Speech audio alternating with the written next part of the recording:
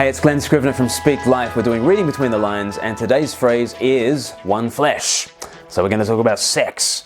Have you ever noticed how Christians are really weird about sex? Like, really weird about sex. If you're a Christian or if you're a non-Christian watching this, you'll be aware of how different the Christian sexual ethic is. But the first thing I want to say is, that's okay, isn't it? That's okay. I think there can be a real danger of imagining some golden age of unanimity on sex, and that everybody needs to agree about sex in this golden age. For Christians, that golden age was behind us, and back in the 1950s, we longed for the time when we all agreed about sex and everybody believed the Bible's view about sex. But out there in the culture, the golden age is just dawning, and we're moving into this time in which everyone again is going to agree about sexual ethics, and it is emphatically not the sexual ethics of the Bible.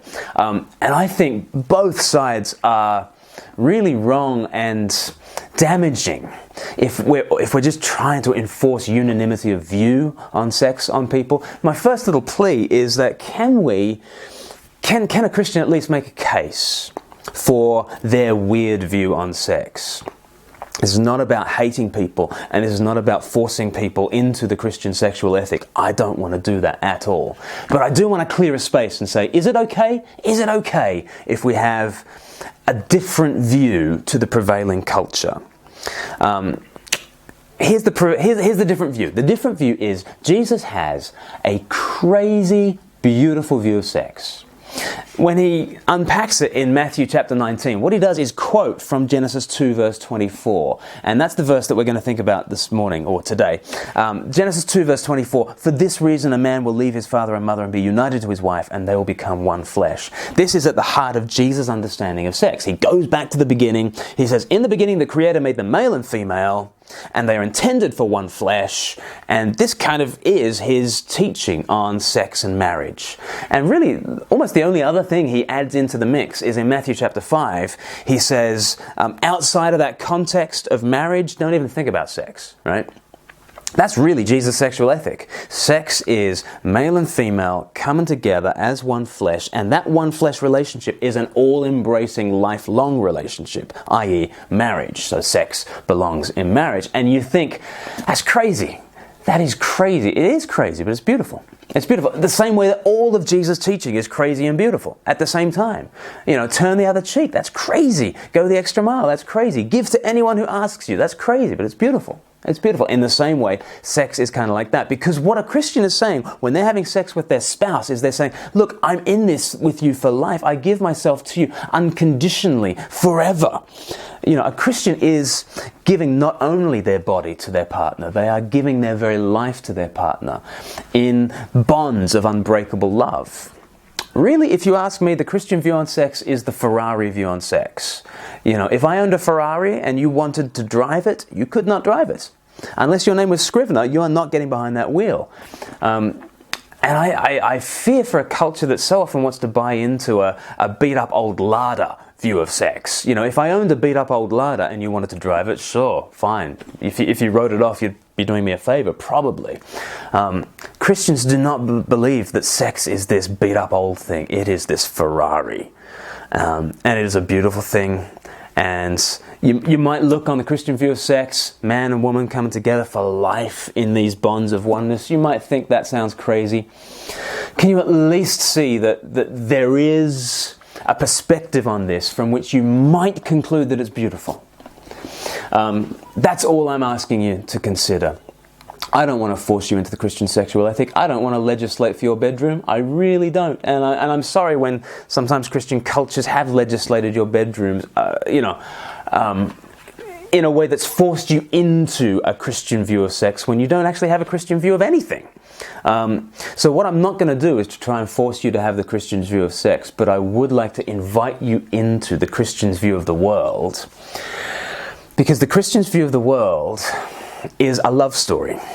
And actually, the sexual ethic fits within this larger love story. The love story goes something like this.